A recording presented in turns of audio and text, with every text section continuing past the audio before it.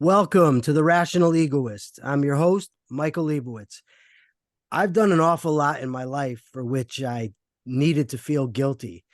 And that guilt actually helped me to change my ways, to overcome my cognitive problems that I had. I don't know about problems, the cognitive errors that I was committing that allowed me to lead a criminal lifestyle. But a lot of people feel guilt unnecessarily, and it hinders them. Today, to talk to us about that is a cognitive and transpersonal therapist, an internet radio host, and the author of Letting Go of Good, Dispel the Myth of Goodness to Find Your Genuine Self. Andrea Mathews, welcome to the show. Thank you so much. I appreciate the opportunity to talk to your audience about this very important topic. I'm very much looking forward to talking to you. I read an article that Andrea wrote, and it really caught my attention. I thought it was excellent, so I decided to give her a call and see if she'd come on, and she was kind enough to do so. Well, Andrea, let's start with guilt. What is it? Well, okay, so I want to make a clear distinction between remorse and guilt. And when you look online to find a clear definition, distinction between those two, what you find is blurry at best. It's there's a difference, but there's not a difference, but there's a slight difference, but maybe not. So it's confusing about what's the difference between those two. So I make a distinction that remorse has to do with something I've actually done that is harmful to someone else. And I use harmful to someone else in a very loose kind of category. So it can mean harmful to lots of people. It can mean harmful to one person. So it's not just doing something unethical so much as it is doing something harmful. So Okay. remorse would be that. Guilt, on the other hand, can be imaginary and often is. So would that include the possibility of doing something perceived to be unethical? Yes, it would be. And certainly there are genuine ethical ethics. I mean, I think we do have to figure those out for ourselves. And for some of us, including myself, there are certain specific ethical guidelines that I have to go by in my career. So to broach those ethical guidelines would mean losing my license. So certainly those are important too. But today we're talking just about guilt. And very often what guilt is imaginary. So I imagine that I'm guilty about something, but actually I'm not. And that comes very often under another category called which I call the S word, which is called selfish. So we often think that we're supposed to, when you hear these praises lauded on people that are considered to be selfless people. And while certainly I can agree that there are many wonderful people out there who are doing wonderful things for other people, but if they're doing it selflessly, they're doing it without a self. And I think that we have to be really careful about that, especially when children are being raised with the concept that anything but selflessness is selfish. So that's kind of where we draw the line with regard to what is guilt. Now, in your experience as a therapist, what are some common reasons that people feel guilt for? Okay, well, remembering that guilt. So again, remorse. I have clients who deal with remorse. So maybe they harmed somebody before that person died, and they feel a lot of remorse and wish they could go back and undo it, but they can't because the person is now deceased. So those things definitely are something that we deal with in therapy. On the other hand, and I see this a lot, as a matter of fact, I saw it as epidemic, which is why I wrote the book, Letting Go of Good, because it is such a widespread and very much unknown problem that affects people's mental health every day, that something surely needs to be said about it. So, what do I deal with in therapy with regard to guilt? I deal with people who think it's selfish not to do something they don't really want to do. And well, that definition sounds selfish, right? It sounds like, well, I'm only allowed to do what I want to do, and the rest of the world doesn't matter. But actually, that's not what I'm saying. What I'm saying is you also matter. What I'm saying is that, and I'm not saying, I want to be really clear about this. I'm not saying that you only matter so that you can be a vessel for, doing good deeds for other people. I'm not saying that. A lot of times people say, well, you need to do self-care because if you don't, you can't be there for other people.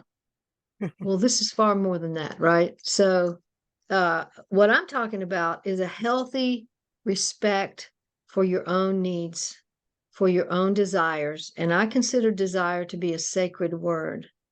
And by sacred, I don't mean religious, not in any religious category. I mean, it holds a great deal of meaning for us. And so desire needs to be, I'm going to ramble here for a minute, and if I get off topic, bring me back. But desire means that I'm doing something I really long to do, something that's very fulfilling, something that makes me feel passionate, makes me feel alive, meaningful. So desire is not compulsion. Okay, so Okay. if I'm an alcoholic and I want another drink, I say, well, I want another drink. That's compulsion. That's not desire. I was going to ask you Uh, about that. You're not equating desire with whatever I happen to want or whatever I happen to yearn for. Exactly, Okay. exactly. So we want to clarify that compulsion is not desire. Ego aggrandizement is not desire. So I want to be the king of the world because that makes me feel like an important person. We say I want to do that, but actually that's not desire. That is ego aggrandizement. So and compensation is not desire. So I want to become the next CEO of some big corporation where I'm going to get lots of money because I didn't have any money as a child. That's compensation, and that's okay. But we need to call it what it is. It's compensation. Okay. Okay, so desire, like I said, is a deep longing for something. It's it's compassion, it's passion, it's that deep inner heart stuff, the deep essence of who I am. And that's why the subtitle of the book, Letting Go of Good, is Dispel the Myth of Goodness to Find Your Genuine Self. Because what we're looking for is your genuine self. And desire comes from your genuine self. So so and now I've forgotten where your original question was. What is my that? my my original question was, what are some of the things for which people feel guilt? Because as I read your article, I was reminded of Karen Horney in The Tyranny of the Shoulds, right? When Mm-hmm. people set up all kinds of shoulds in their head and then they don't meet them, they feel guilt about it. Is that kind Absolutely. of what you're talking about? Yes, and Karen Horney is also one of my favorite psychiatrists because she was one of the first people to talk about, well, other than Carl Jung, who was way before her, one of the first people to talk about self with a capital S. Okay, so it's not just your ego, it's not just your sense of personality, but rather it is a deeper essence of who you are that can go beyond ego, which is what transpersonal therapy is all about.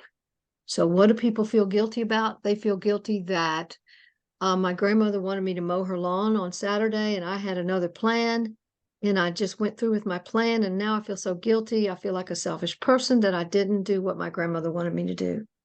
And it is absolutely based in should. I should do that, and or I'm afraid that if I don't do that, I'm gonna feel really bad with guilt later.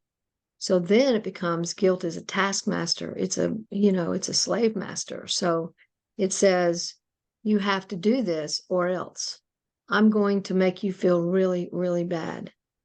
And so when we talk about what do people feel guilty about, it can be anything as minor as that I just mentioned, or it can be something more that has more weight, that is something like I should have been there when my mother died. I didn't want to be there when my mother died because it scares me. Death scares me. I couldn't deal with that, but I should have been there with my mother. So I'm creating an inner conflict between what I should have done and what was afraid of. Okay, so there's two different things. One is anxiety, and the other is guilt, based in your should. And so, was the anxiety right? Well, that becomes the problem when we start thinking about what is right and what is wrong. And again, this is what I wrote about in the book, Letting Go of Good, is that we don't really know what's right or what's wrong. We have these concepts that we were raised with.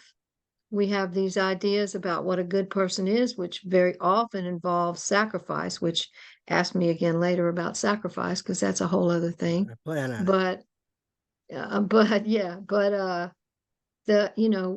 When we have these ideas about what guilt is, what's a good thing to do and what's not a good thing to do, and we got raised with that. Well, Osama bin Laden thought that it was a good thing to fly planes into the Trade Towers and the Pentagon, and that he thought that was such a good thing that the people who did it were sacrificing their life and would have all these glorious things happen to them on the other side. So we didn't agree with him. So what's good was what he thought was good, or is it what we thought was good? And we would definitely go, well, of course it was good. We were right. He was wrong. Well, he didn't think that. And I certainly don't agree with him. I don't think I wouldn't want to have been in those towers or have anybody I loved in those towers. Andrea, I have to say, because the title of my show is The Rational Egoist, I'm an ethical egoist because Ayn Rand convinced me of the validity of the moral code that she developed, that it's objectively true. Now, it will take me too far afield. I don't want to get into it. I just, for my audience's sake, I don't want them to think that I'm agreeing to a sort of moral subjectivism that I don't think that ultimately you would adhere to. And here's why. Yes, Osama bin Laden would differ with me as to what is ethical, but people could differ to all types of things. That doesn't mean there's no right and wrong to the answer. Somebody could believe, for instance, that they could jump off a 15-story building and land on their feet and run away. They'd be mistaken. So the fact that somebody believes something doesn't make it correct, or doesn't mean there's no right answer. But you did mention about self-sacrifice, and you talked a lot in the article about self-sacrifice being harmful. Why is it harmful? So for us to believe that we must sacrifice ourselves for others. Yeah. I want to go back and reference what you just said before, and we don't need a lengthy discussion on this, but I agree with you. Okay. Yes, if people are harming other people in any fashion, certainly that is something that we would feel remorse about. That is something we would or could feel remorse about if we're not psychopathic, right? So, yes, I agree with that. Would I call that bad or good? That's where we might make a distinction there, because the names bad and good have so much awful connotation to them that leads us around by the nose, that that's where this problem of guilt comes into play. Would you say that the baggage that comes with the words good and bad stem from the influence that religion has had on morality? Absolutely. 100%. Yes. Okay. We are in full agreement. Yes, absolutely. Yes. Yeah, I think there's been a lot of what I would call spiritual abuse relative to that whole thing. Okay.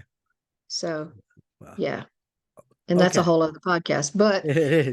Yeah, so what is sacrifice? Okay, sacrifice. Were you about to say something? I'm sorry. I was just going to say the question, but then I realized that you knew what I was going to add, what I had asked. So. Okay. Sacrifice is an elimination of myself. And by that, I mean capital S, self. Okay, so I'm eliminating that deeper essence of who I am based on a should, based on this is what I should do. Now, this is regardless of religion, but it's a great statement. Okay, so it said, let's say it came from Shakespeare instead of the Bible, but one of the things it says is if I give my body to the poor, if I give my body to the poor so that I have nothing, but it does not come from love, it means nothing. So what we need to do is make a distinction between compassion and sacrifice. Okay. Okay. If I do something because I desire it, and compassion is a form of desire, then that's a sacred moment. And again, I'm not talking about religion, I'm talking about meaningful. Okay. Mm-hmm. If I do it because I should, it means nothing. It is not a real thing. And what's not real is not here. It's not, it doesn't exist. So we don't do a lot out of that illusion that if I sacrifice, then I'm going to be a good person, or then somebody owes me. And that means it's not really a sacrifice, it's a trade. So I'm doing this so that I can feel like a good person, or I'm doing this so that you'll pay me back later. I can't tell you how many married couples that I've worked with over the years who have what they called sacrificed something for supposedly for the other person, but then later they're like, where's mine? I gave this up for you, and you're just not willing to give that up for me. And so, one of my main questions there is, well, did you ever tell your partner that you were trading with them on this? Well, no, I wanted to keep that a secret. Why did you want to keep that a secret? Well, because it was supposed to be a loving gift, and I didn't want to brag about it. Right. So again, that was a sacrifice, but it was really a trade. Well, okay, so that's the thing is that situation is where somebody's basically being dishonest, right? They're looking for a trade, but they're not saying so. But what about genuinely believing that I or whoever it is should be living for other people, that the right thing to do is to sacrifice for other people? Because in the article you see, unless I'm wrong, but I don't think I am, you said that in itself is harmful. It is. Okay, that's what I wanted. How is that harmful? Assuming the sacrifice is genuine, that people believe that that's how they should live. Okay. I have a problem with sacrifice is genuine. I think those are sort of oxymorons, because very often sacrifice isn't genuine. What is genuine is the kind of compassion that might make me look like I'm giving something up for someone else, but actually I'm just doing it out of compassion. So if I jump in the water to save a car of the people in the car that are drowning, Yeah, we might say, well, and if I die in the process, people might say, well, I sacrificed my life. yeah. And in that sense, there's a sense in which that's definitely true. But in another sense, did I do it out of a should or a trade, which is what most people do with sacrifice? Or am I doing it because I care so deeply that that's just my physical, mental, emotional response? And that's the difference between what I call sacrifice and what I call compassion. Okay. So I'm doing the same thing, but for wholly different reasons. So is it harmful? Yes, it's harmful to my psychological and essential being. So that I'm believing that it's a good thing to totally be there for other people and to not be there for myself. And that's what sacrifice is mostly thought of, right? I'm not being there for me, I'm being there for you. Yeah. But what I say is, if I'm not being there for me, how do I know I'm really being there for you? Good point. When I think of self-sacrifice and the belief that that's how I should live, I think it creates a serious problem because it's impossible. It's Correct. impossible to continuously live my life sacrificing for others. Eventually, if I'm doing all sacrificing and no gaining, I'd end up dead. Right. It's that simple. And on some Yes. level, people know this. So they Yep. have this sort of conflicting demands, or a conflicting idea in their head. One is I must, the other I can't. I must live to sacrifice for others. I can't do it. And I think that that's got to be creating all kinds of psychological problems. Correct. And, very often the people who come to see me with this problem of, I give so much to other people, and now I'm feeling resentful because, nobody is there for me. And the truth is, as we kind of peel back the layers of that through many sessions, what happens is we begin to realize that we've been doing all those things for other people so that they would like us, or so that we would be seen as good people, rather than because we really felt compassion about doing it. And it's so then they're really anxious, like you just described. There's two different things going on in them. Anytime there's that kind of big inner conflict, there's anxiety, which can ultimately become an anxiety disorder if it goes on for long enough. So yes, that's another harm. That's what I was talking about, psychological harm. We can also get very depressed because we are living for other people, or so we think. We're living for other people, and we have all this resentment, and we want the resentment to go away because resentment's not a good feeling, and I shouldn't be having that feeling. I should just be loving and kind and, generous there with other people. And so they come to see me and they say, Andrea, I have come to therapy because I want you to help me get rid of this resentment. And what we get to is that resentment is actually being our friend. So what we call a negative feeling, which, there is no such thing as a negative feeling, right? There are difficult feelings for sure, but they're not negative or positive. They're just neutral. They just are. And so if I have what's called a negative feeling, which is resentment, then I think I'm a bad person for having that, and I want you to help me get rid of it.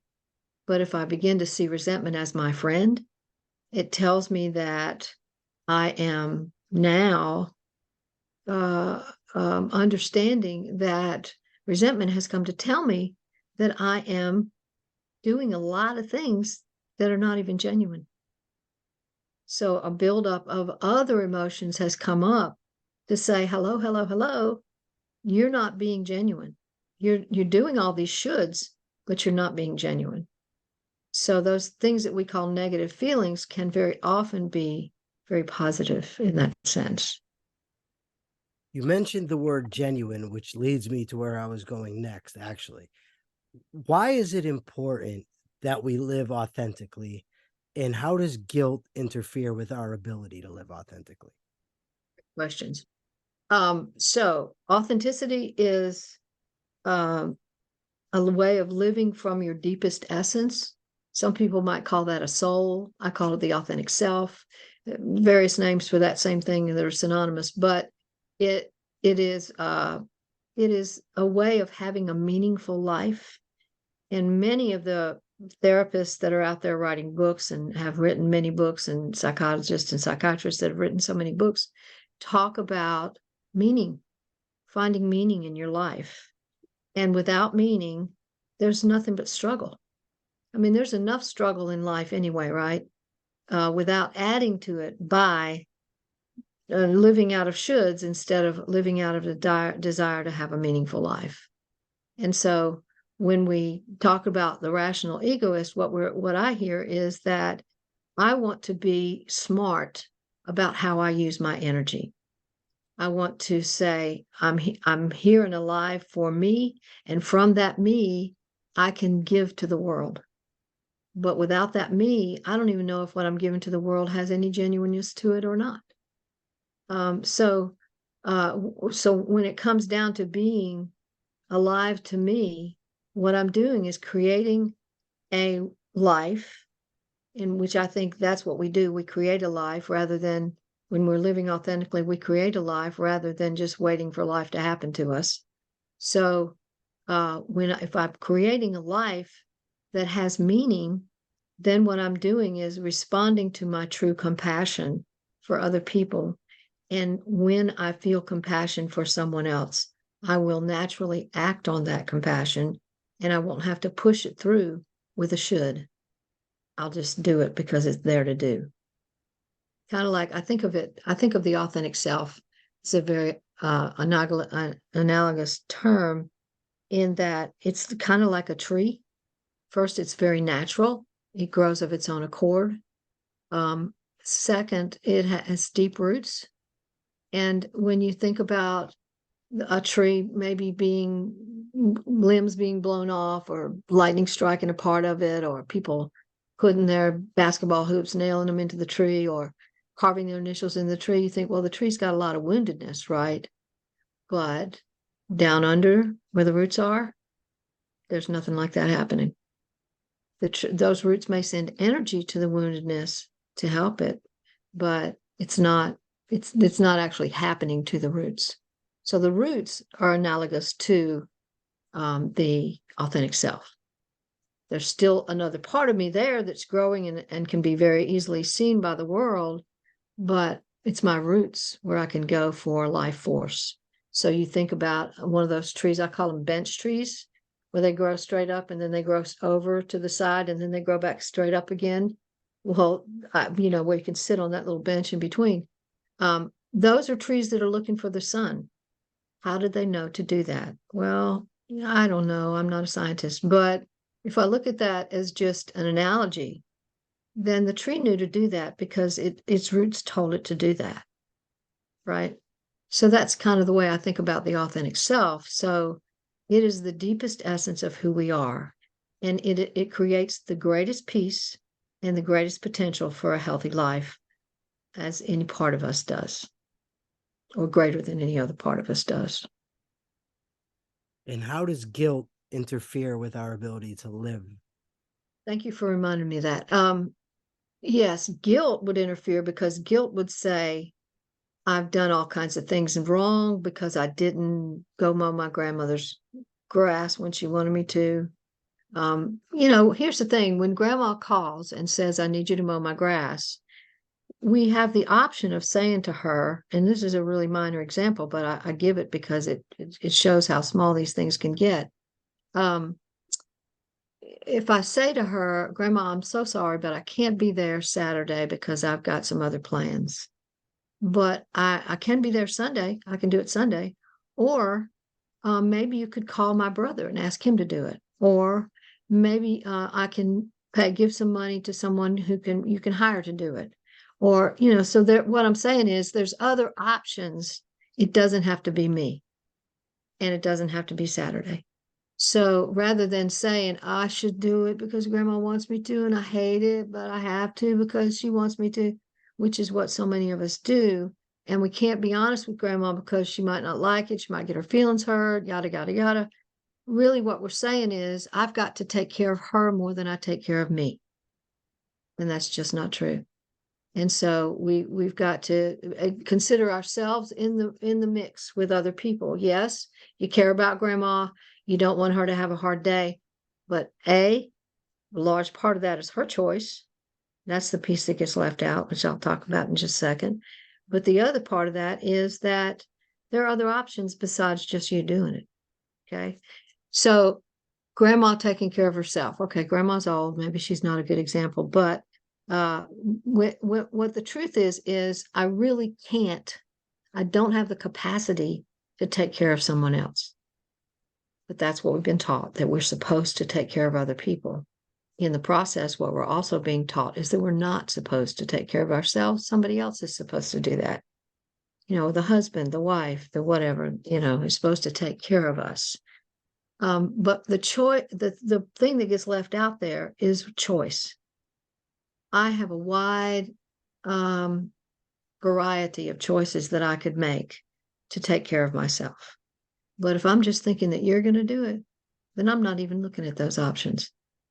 And those options could make a much greater potential for meaning than just letting you do all the work, which means first, you probably won't do it as good as I would because you don't know what I want as much as I do. You don't know all the nuances of that. You don't know all the subtleties of that. I do. And I can create it and you can't. So that's A, about why we can't. But B is it actually, if I'm taking care of you and assuming that I have the power to do that, which I don't, then what I'm doing is carrying somebody else's life. So there's a lot out there right now about empathy. A whole lot of people are identifying now as empaths.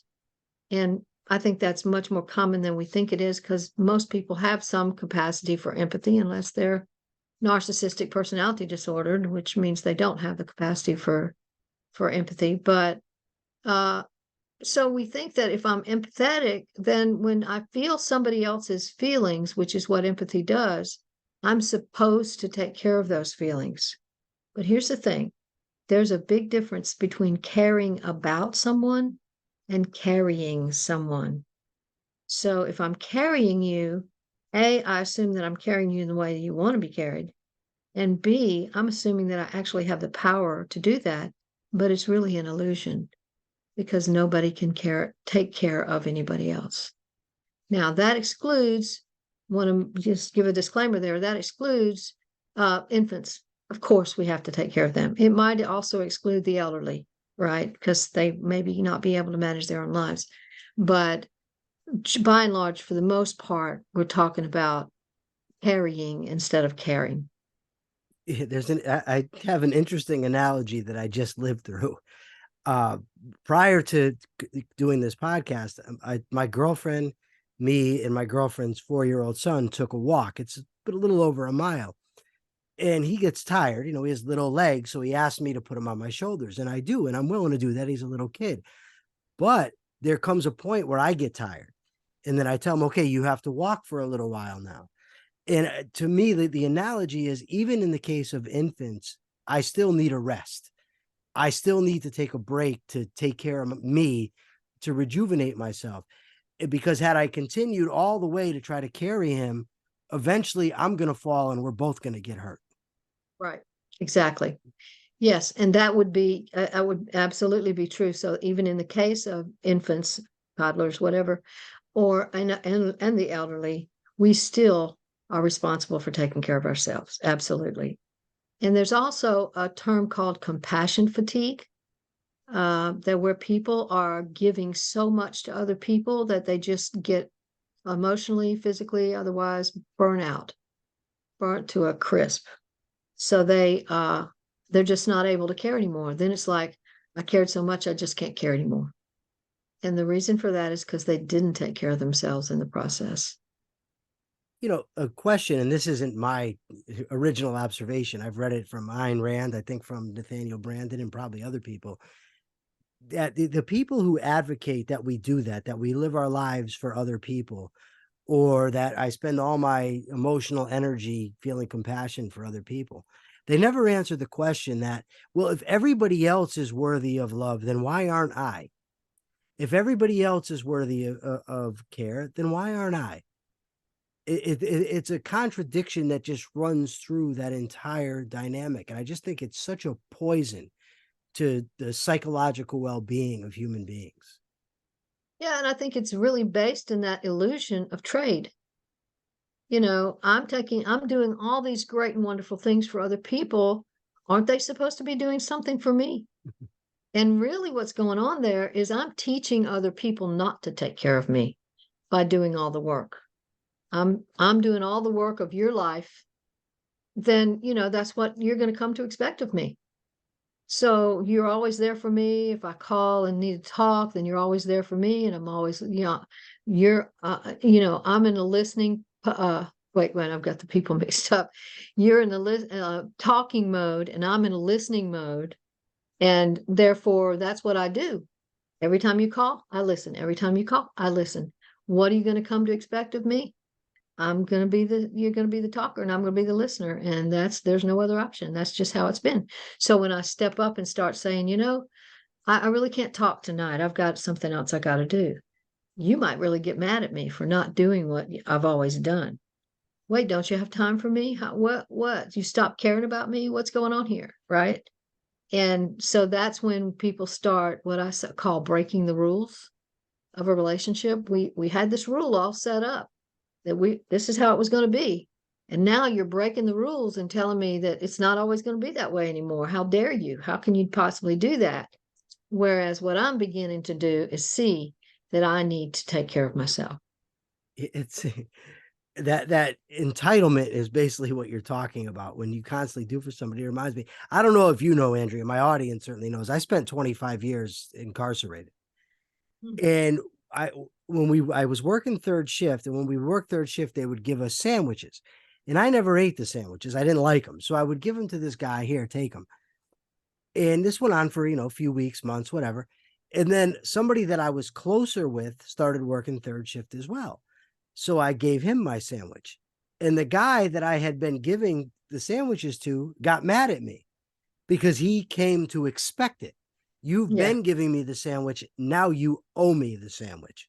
And Hmm. I think that that's a very common thing. I think you're absolutely right that when you are constantly taking care of people or doing for people, generally speaking, they come to expect it. And then you end up with a conflict. That's a very apt point. And it's also an apt point because we teach people how to treat us and we teach them what to expect from us and what we expect from them. Yes, absolutely. And this works really in a difficult way where the pattern is set up in the family system, the family of origin, where the family has trained or even subtly, non-verbally taught a child that this is the role you're supposed to play in this family. You're supposed to be the good child so that we can say that we're a good family. We've raised a good child, right? So now I'm believing that that's the only way I can connect, not only to my family, but to everybody else in the world. And so those are the rules. Nobody sat down and said, now here's the rule, you have to do this and this. Rather, they just insinuated it upon the other person, and the child picked it up as introjection. So that's projection and introjection. So I'm the parent, I project onto you my need for goodness in my life. And so now you're going to be that goodness. And the child picks it up as introjection, and then they live that out. And so there's a real challenge there to break the rules of the family of origin.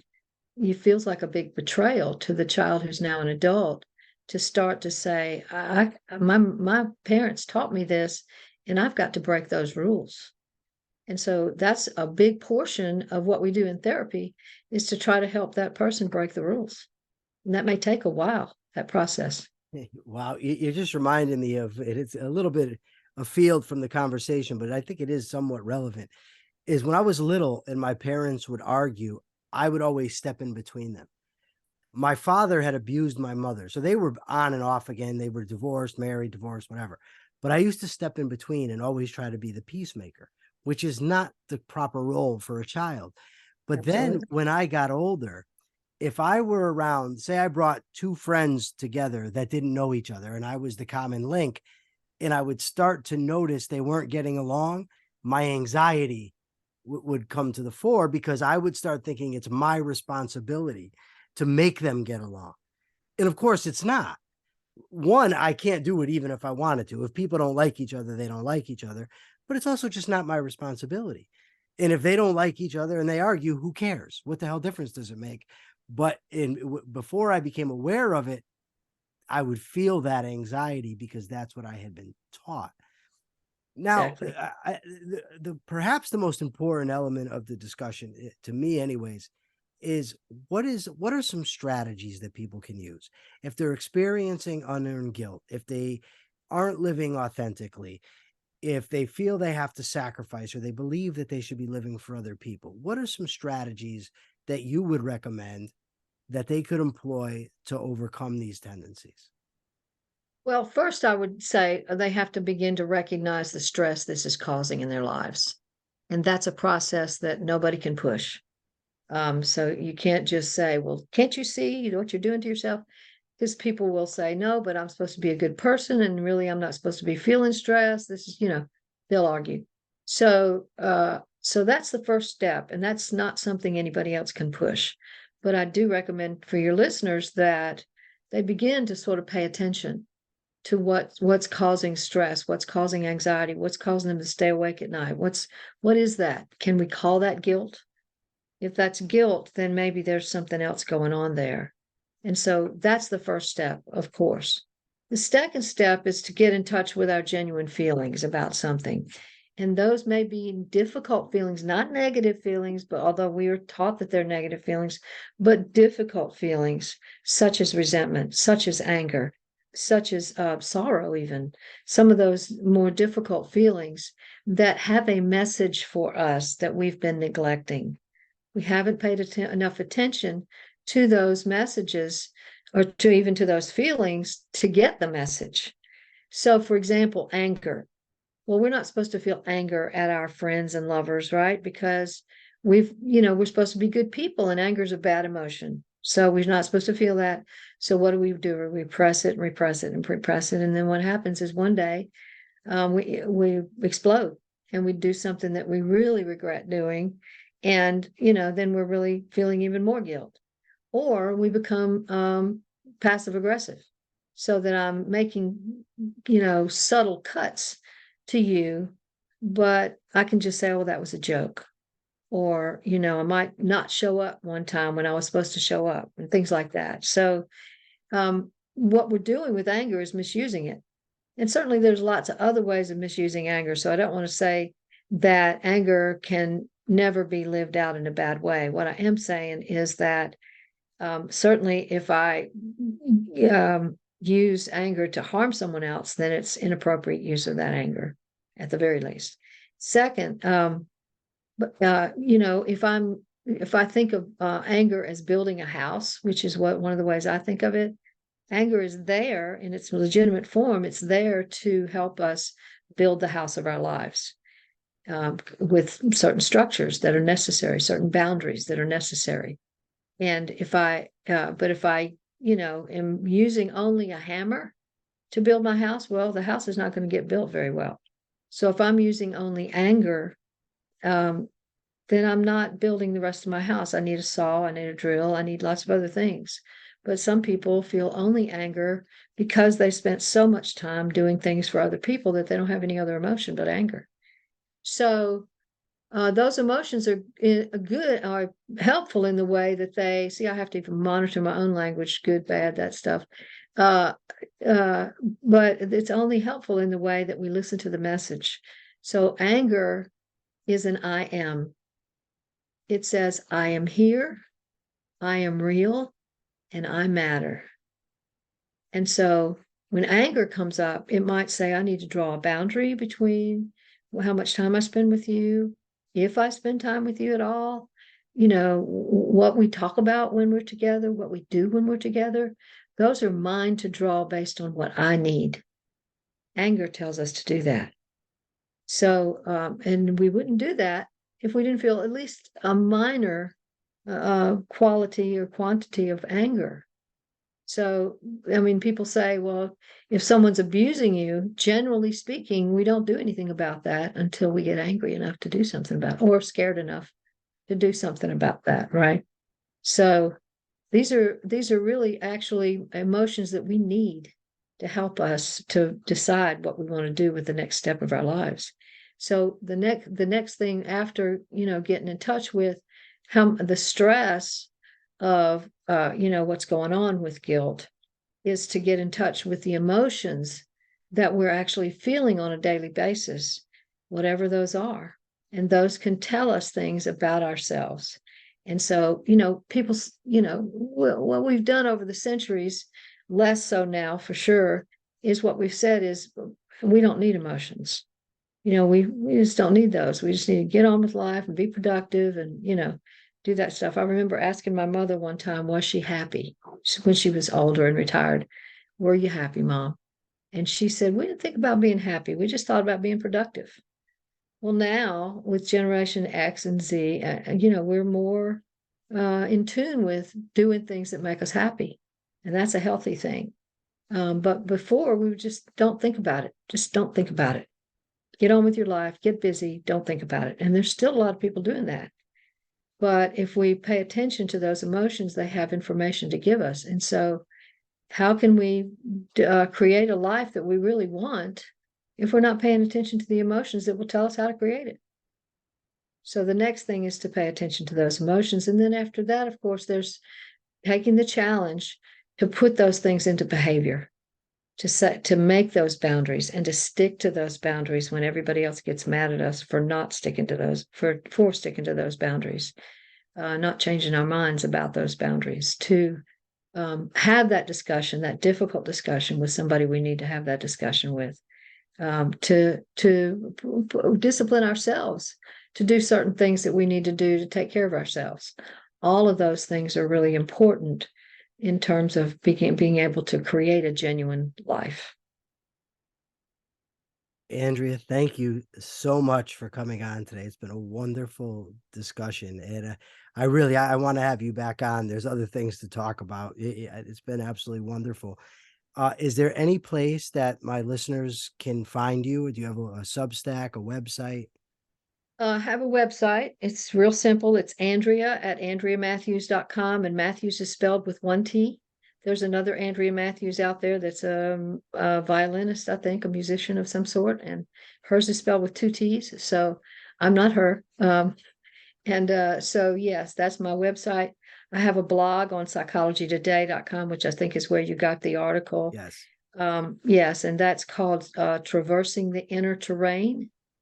Traversing the Inner Terrain. And that's my blog. And I've got lots of listeners readers for that. I think I've got 4.5 million readers to that. So that's been a really Wow. good effort. And then also, you can buy my books at Amazon.com. All you have to do is put my name in and they should pop up. Awesome. Thank you so much for coming on. I really appreciate it. For now, this is the Rational Egoist signing out. I'm Michael Liebowitz. Remember, let me know what you think. Till next time.